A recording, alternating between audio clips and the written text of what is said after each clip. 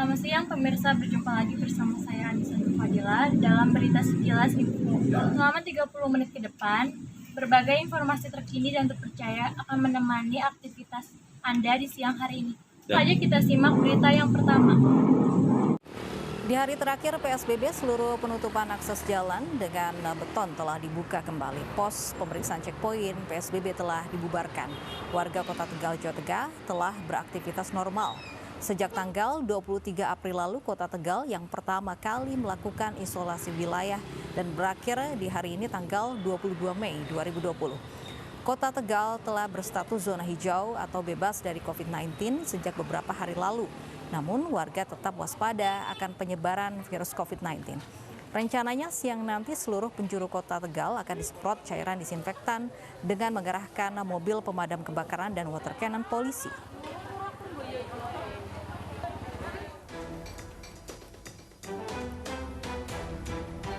Pemerintah Kota Tegal mengakhiri kebijakan PSBB atau pembatasan sosial berskala besar. Pemerintah daerah akan mengadakan acara perayaan.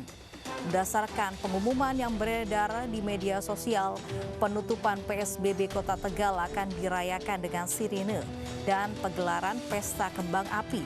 Apel malam penutupan PSBB akan digelar pada Jumat malam sekitar pukul 22 waktu Indonesia Barat di alun-alun Kota Tegal. Pengumuman menampilkan foto Wali Kota Tegal, Dedi Yon Supriyono, dan wakilnya Muhammad Jumadi.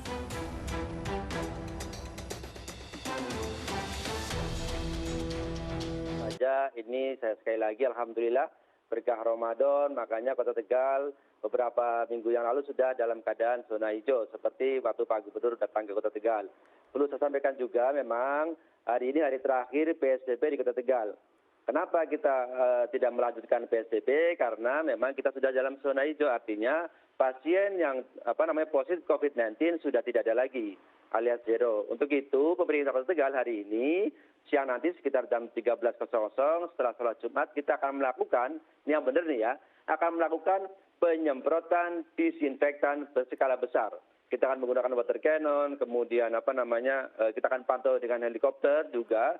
Untuk apa? Untuk memastikan kepada seluruh tempat-tempat publik Kota Tegal itu aman. Yang kedua yang perlu saya sampaikan adalah pesan moral. Jadi pesan moral dari kita pemerintah Kota Tegal kepada seluruh masyarakat Kota Tegal, kita melakukan penyemprotan disinfektan berskala besar ini adalah bahwa pandemi COVID-19 ini belum berakhir. Untuk itu kita harus waspada, dan waspada.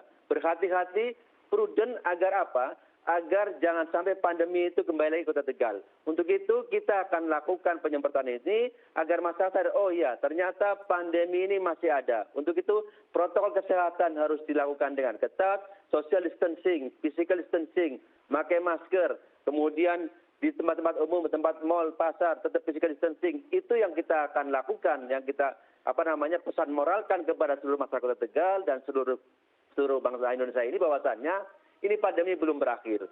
Kemudian terkait dengan yang tadi disampaikan bahwasannya ada pesta kembang api segala macam, saya pastikan tidak ada. Itu tidak ada. Sekali lagi tidak ada. Tidak ada euforia dilakukan oleh pemerintah Kota Tegal menghadapi pandemi ini. Artinya alhamdulillah saja kita bersyukur. Tentu saja karena kemarin kita apel pembukaan, pasti ada apel penutupan. Untuk apa? Bersyukur kepada Allah, pandemi ini di Kota Tegal sudah berakhir dalam artian sudah zona hijau. Namun demikian kita harus lebih waspada lagi, itu saja. Baik, tapi beredar kan itu pasti ada sisi negatif, ada sisi positifnya. Pemerintah Kota Tegal sekali lagi tidak menyebarkan flyer atau pamflet terkait dengan pemberitaan-pemberitaan itu. Saya sudah cek juga tulisannya kan PSSB. Tentu saja saya bingung PSSB itu apa. Yang betul tentu saja lah PSBB kan begitu.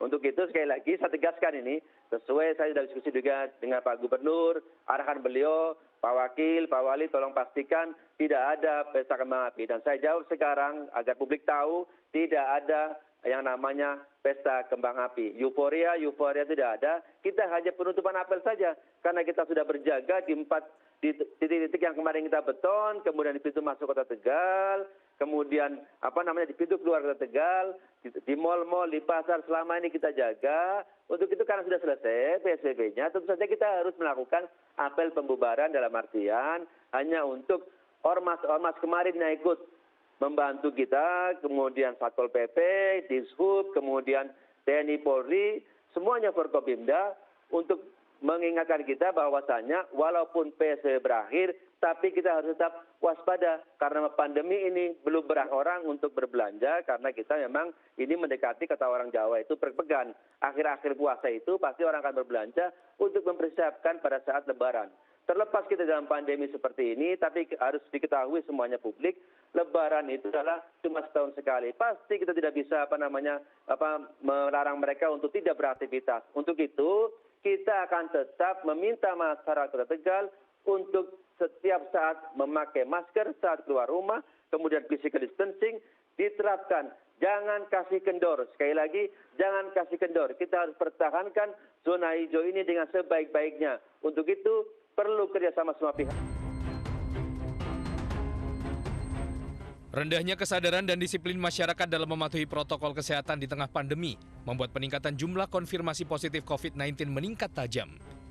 Dari data gugus tugas penanganan corona pada 21 Mei 2020, peningkatan jumlah konfirmasi positif mencapai 973 pasien, hampir menyentuh angka 1.000.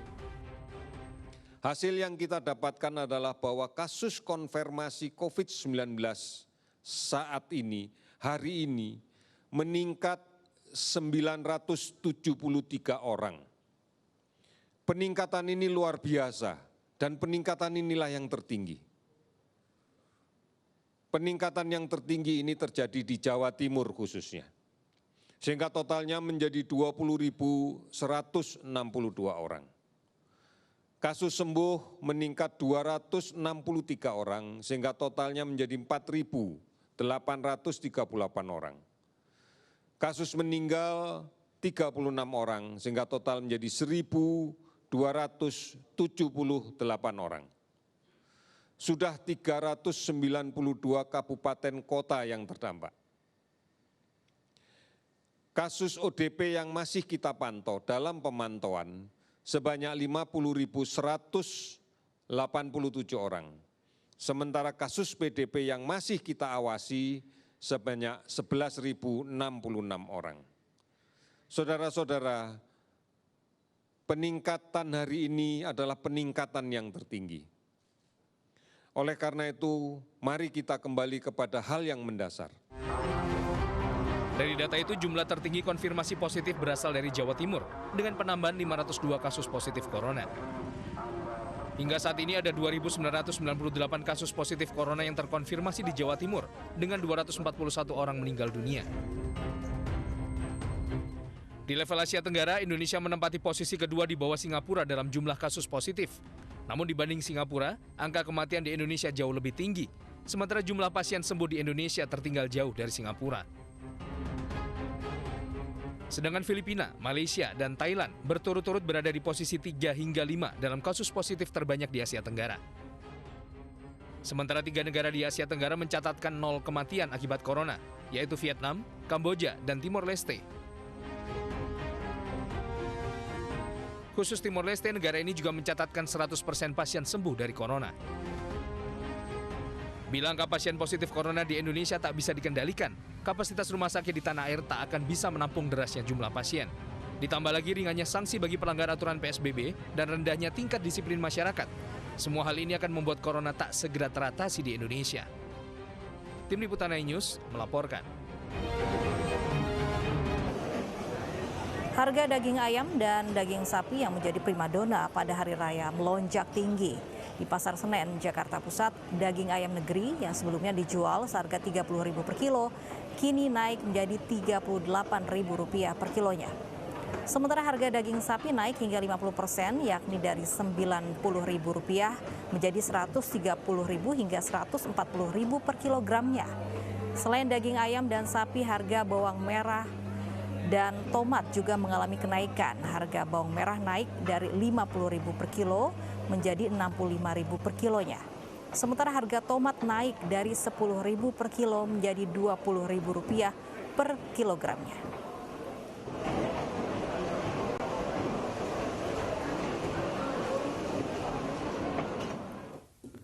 Sementara di Pasar Tanah Abang, Jakarta Pusat, kawasan ini kembali ramai dipenuhi pedagang pakaian. Jumlah pedagang menolak menutup tokonya meski sudah ada larangan dari petugas Satuan Polisi Pamong Praja. Sempat ada negosiasi antara pedagang dan petugas Satpol PP. Para pedagang meminta tetap bisa membuka tokonya selama 2 hari menjelang Lebaran. Pedagang meminta tetap bisa berjualan agar mendapatkan penghasilan.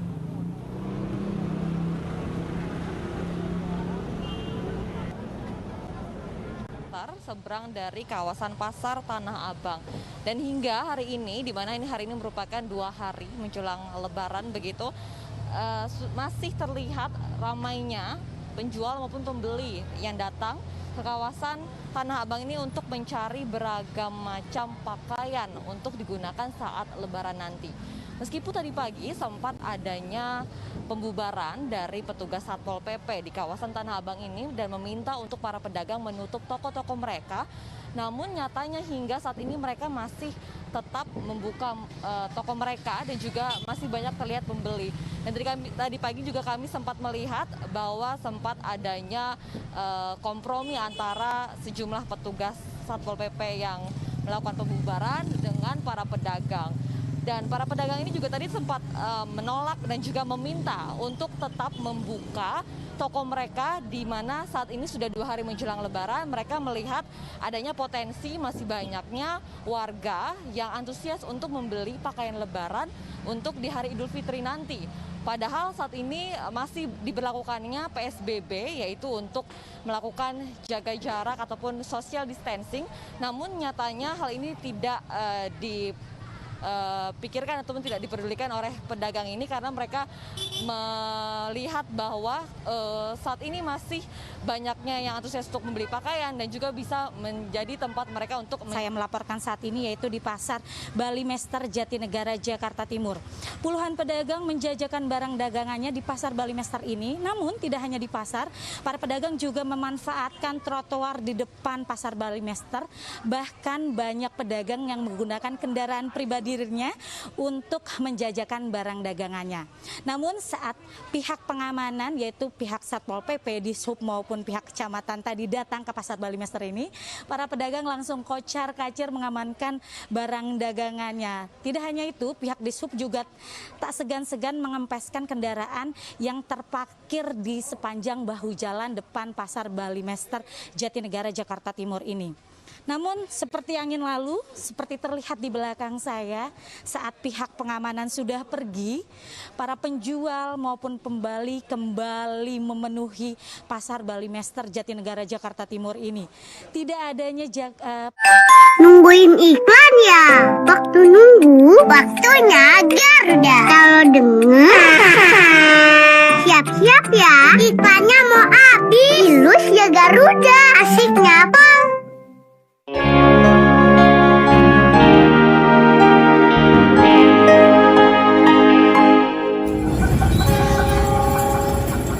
Ramadan tiba, Ramadan tiba, marhaban ya Ramadan, marhaban ya Ramadan. Awali puasamu dengan minum kopi, kopi tarik dari luwak bed kopi. Kental manisnya enak di perut, nyaman untuk sahur. Uruskan diri, sucikan hati, kita sambut bulan Ramadan. Kuatkan iman, bulan Ramadan, nafsu ditahan, sucikan perbuatan. Bulan Ramadan, minum tarik Malaka, nyaman berbuka. Buka puasa dengan tarik Malaka bersama keluarga. Nyaman berpuasa dengan tarik Malaka. Sariwangi baru dengan warna teh yang lebih pas dari 100% teh asli serta rasa yang lebih segar. Baru Sariwangi. Wah, Usagi Puff. Usagi Puff? Puff. Usagi Puff. Usagi Puff, ke? Baru Usagi Puff. Gandum asli tinggi serat dibuat dengan puff proses. Lalutan karamelnya bikin mau lagi Usagi Puff-nya. Yah, habis. Tambah lagi boleh kok. Usagi Puff, puffnya bikin lap. Lap. Pasti 2 kelinci. Ultrasari kacang hijau, minuman berenergi dengan sumber vitamin B kompleks, asam folat, iodium, dan zat besi yang baik untuk tubuh. Kesukaan Rafathar ya Ultrasari kacang hijau, untuk bekal energi kamu. Rafathar itu anaknya aktif banget. Dan paling suka minum Ultrasari kacang hijau. Ultrasari kacang hijau, minuman berenergi dengan sumber vitamin B kompleks, asam folat, iodium, dan zat besi yang baik untuk tubuh. Kesukaan Rafathar ya Ultrasari kacang hijau, untuk bekal energi kamu. Mau main gamenya dong? Bukan buat anak kecil. Mau dong Coklatos drinknya? Bukan buat anak kecil. Hah? Mana Coklatos? Ngelarang minum Coklatos drink? Mana bisa? Cita rasa coklat Italianya bikin rileks lanjut. Bukan buat anak kecil. Palmia margarin, Palmia margarin, kue jadi lembut, harum nikmat. Palmia margarin, Palmia margarin. Palmia margarin, ciptakan rasa yang wow di setiap masakan. Pale, lagi bikin apa toh? Pale lagi ngelamun minuman hangat. Kuno. Susu jahe praktis.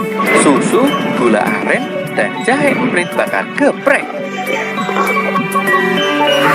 Hangat. Trendy ki. Trendy kan aku, Pak Le. Susu jahe nambah terus. Hah? Joki-joki surprise. Wow, surprise! Ada Pokemonnya! Yeay! Coklatnya panjang. Tangkap dan koleksi berbagai mainan Pokemon dan ratusan medalionnya. Coki-coki, coklatnya enak dan seru. Sususi, tumbuh tinggi dan banyak kakak. Acara udah mau mulai. Yuk duduk manis. Waktu nunggu, waktunya Garuda.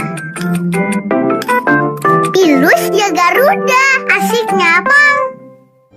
Isi dengan rasa, ku tulis dengan cinta, gila sayang dia.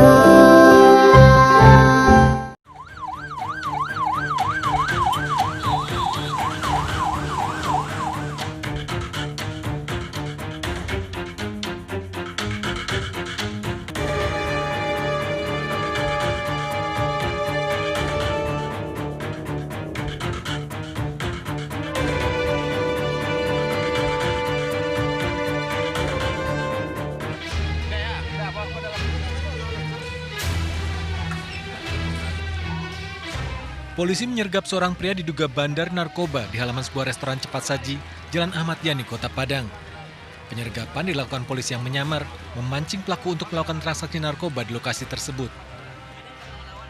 Penangkapan ini diwarnai histeria istri pelaku yang tak menyangka suaminya akan tertangkap polisi. Dari penggeledahan, polisi mendapati 2 paket narkotika sabu di dalam kantong celana bandar narkoba. Karyawan restoran cepat saji juga diminta untuk hadir sebagai saksi di lokasi penangkapan. Bersangkutan memang sudah tim kita melakukan penyelidikan 5 hari lebih kurang, dan anggota kami melakukan undercover. BB yang berhasil kita amankan sebanyak 2 paket, 1 paket sedang dan 1 paket kecil. Petugas kemudian melakukan pengembangan penyelidikan ke daerah Jati, Kecamatan Padang Timur, Kota Padang. Polisi menyasar seorang pria diduga bandar narkoba berinisial PN. PN digeledah di lokasi. Petugas berhasil mengamankan 5 paket narkotika jenis sabu disembunyikan dalam ransel, serta sebuah bong atau alat hisap sabu. Kedua pelaku, CI dan PN, merupakan bandar narkoba yang menjadi DPO Polresta Padang. Kedua bandar narkoba dibawa ke Mapolresta Padang guna menjalani proses hukum lebih lanjut. Ini bukan ya. Kamu keras. Sabu. Apa ini? Sabu. Keduanya ditangkap karena didapati membawa sabu yang disembunyikan dalam mobil. Petugas lalu menggeledah rumah kos pelaku dan rumah lainnya di Kelurahan Selosari dan Jalan Kalpataru, Kota Magetan. Hasilnya didapati alat isap sabu, buku rekening, 4 handphone, serta 35 gram sabu. kita lakukan pendalaman terhadap informasi yang didapat oleh rekan-rekan dari Nganjuk. Dan benar informasi itu bahwa hari ini terjadi transaksi dan barangnya akan dibawa menuju ke Magetan. Petugas masih mendalami adanya jaringan yang lebih besar dan mengejar pelaku lain. Dari Magetan, Jawa Timur, Asfi Manar, iNews melaporkan. Ya Allah, ada perang, Wai. Tembakan peringatan dilepaskan dari tim gabungan Polda Metro Jaya, Polres Metro Tangerang Kota, dan Polres Bekasi Kota saat mendatangi rumah di Kompleks Titian Indah, Bekasi, Jawa Barat. Sejumlah rumah di kompleks ini menjadi markas kelompok John K. Penangkapan dan tembakan peringatan membuat warga lain keluar rumah. Puluhan anggota kelompok John K diamankan dari 5 rumah, satu diantaranya John K yang berada di salah satu rumah. Di pasca kejadian ini, kita juga tetap ya akan melakukan pengamanan di lokasi, tepatnya di perumahan yang tadi dilakukan penggeledahan dan penggerebekan, ya untuk memastikan kegiatan ini bisa benar lancar, kemudian situasi tetap aman dan kondusif. Pak Kapolres, berapa rumah yang digeledah, Pak Kapolres? Tadi ada 5 rumah ya yang digeledah, ya, dan dari situ ada beberapa yang diamankan.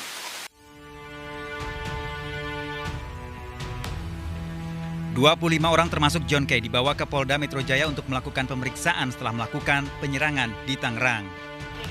Puluhan senjata tajam berbagai jenis juga diamankan dari 5 rumah markas John K. Selain itu, plat nomor yang selama ini diduga sering dipakai untuk kendaraan milik komplotan John K juga diamankan. Salah satu orang yang ikut diamankan seorang pria yang diduga salah satu otak penyerangan bersama kelompok John K. Mudah-mudahan kita lakukan pemeriksaan cepat untuk bisa mengetahui motif apa yang sebenarnya ada. Ya, memang kan kebetulan juga korban yang pengerusakan sama-sama mereka, ya, sama-sama dari keluarga K sendiri ya, keluarga besar K sendiri. Makanya ini masih kita terus dalami nanti.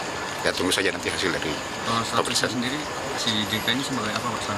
Ya. Statusnya sekarang sebagai apa? Kita masih periksa yang bersangkutan.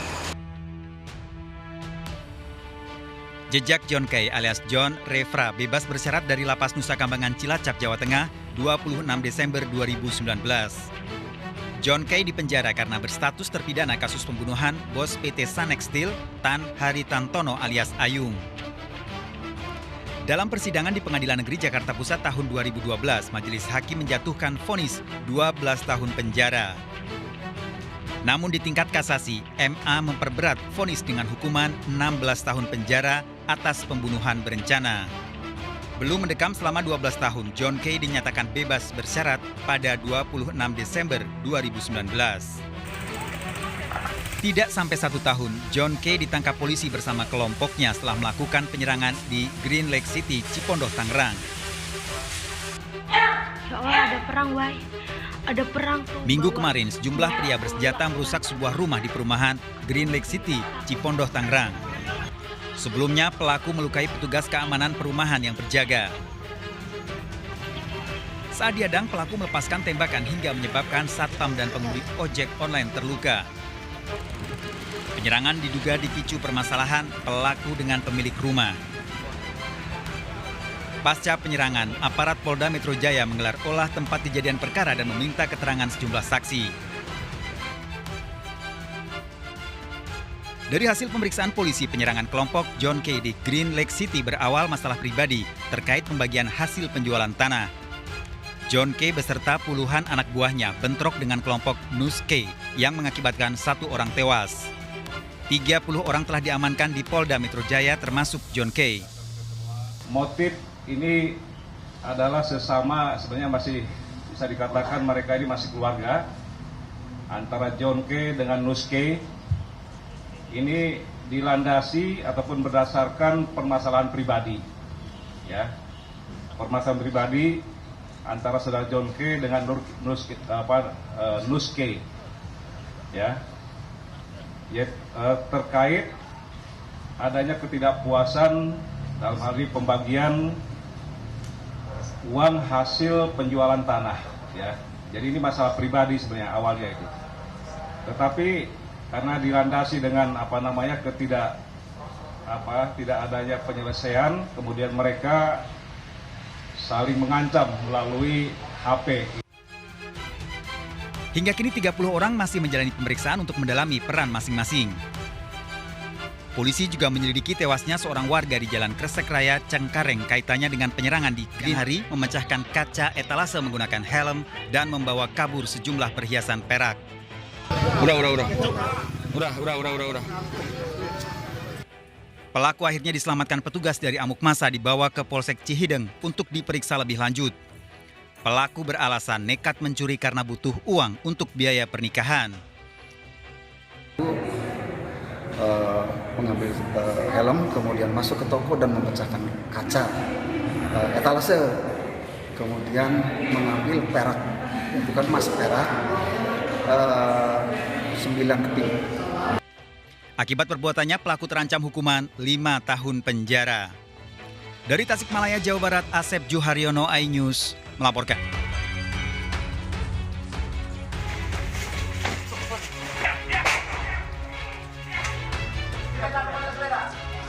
Inilah detik-detik penangkapan Anhar, eksekutor perampokan pengusaha pempek yang diringkus di persembunyiannya Sungai Bulu, Kabupaten Batanghari, Jambi. Pelaku sempat berusaha melarikan diri sehingga polisi terpaksa melepaskan tembakan peringatan. Penangkapan dilakukan anggota Satreskrim Polresta Jambi dan anggota Resmob Polda Jambi. Dari tangan Anhar, polisi menemukan barang bukti senjata api yang digunakan pelaku untuk menembak korban. Polisi juga menemukan 2 pucuk senjata api rakitan beserta sejumlah peluru aktif. Pelaku Anhar buron selama 2 bulan. Bersama seorang rekannya, pelaku merampok seorang pengusaha pempek yang baru pulang dari bank. Pelaku menembak korban setiba di depan rumah. Dari perampokan ini, pelaku menggasak uang sebesar 20 juta rupiah. Polisi masih memburu 1 pelaku lain dalam perampokan bersenjata api ini. Penangkapan itu, proses penangkapan di rumah tersangka itu kita menemukan 3 lagi sempi rakitan. Sudah memonitor korban mulai dari ban. Korban perampokan mengalami luka-luka akibat tembakan senjata api rakitan. Dari penyelidikan polisi, diketahui pelaku Anhar ternyata seorang buronan Kejaksaan Negeri Kabupaten Musi Banyuasin, Sumatera Selatan. Pelaku Anhar ditahan di Mapolres.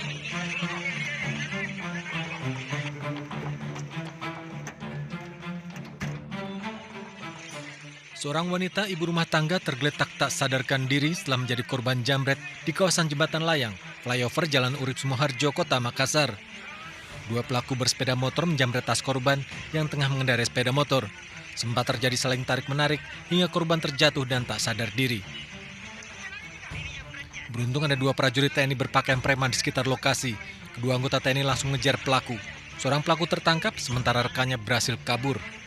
Jambret yang tertangkap diketahui bernama Hamka, warga Jalan Daeng Tantu, Kota Makassar. Pelaku kemudian diserahkan pada aparat polisi sektor Panakukang.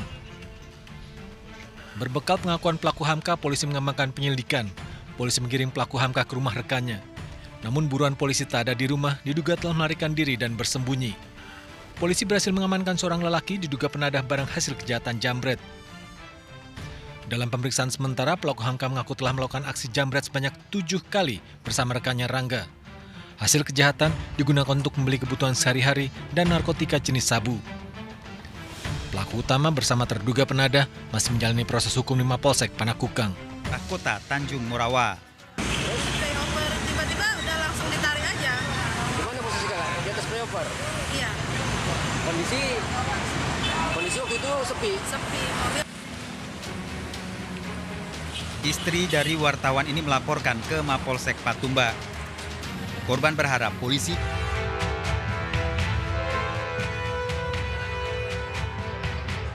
Kecelakaan di simpang Jalan Jenderal Sudirman Sengkang, Kabupaten Wajo terekam kamera pengawas CCTV. Sebuah sepeda motor memotong jalan ditabrak sepeda motor dari arah berlawanan yang melaju kencang. Motor terpental menabrak bagian depan sebuah mobil. Rekaman CCTV ini pun viral di media sosial. Kedua sepeda motor dan mobil yang mengalami kecelakaan telah diamankan polisi. Seorang pengendara motor diketahui masih di bawah umur berusia 16 tahun. Kedua pengendara motor selamat namun mengalami luka-luka. Sementara kondisi kedua sepeda motor rusak berat, mobil yang menjadi korban pun mengalami kerusakan cukup berat di bagian depan. Sebuah motor di yang bergerak dari arah timur ke barat. Kemudian tiba-tiba di TKP ada kendaraan memotong dari samping sehingga kendaraan sepeda motor beat tersebut menabrak sepeda motor yang memotong. Kasus kecelakaan ini dalam penanganan unit Laka Lantas Polres Wajo. Pencurian dengan modus pecah kaca mobil di depan sebuah toko Jalan Raya Bukit Tinggi, Payakumbuh, Kabupaten Agam terekam CCTV. Pencurian ini terjadi tak lama setelah Mulya Rahmi, pemilik mobil, masuk ke dalam toko. Dalam rekaman CCTV terlihat 4 pelaku mengendarai 2 sepeda motor, awalnya mendekati dan memeriksa isi mobil korban.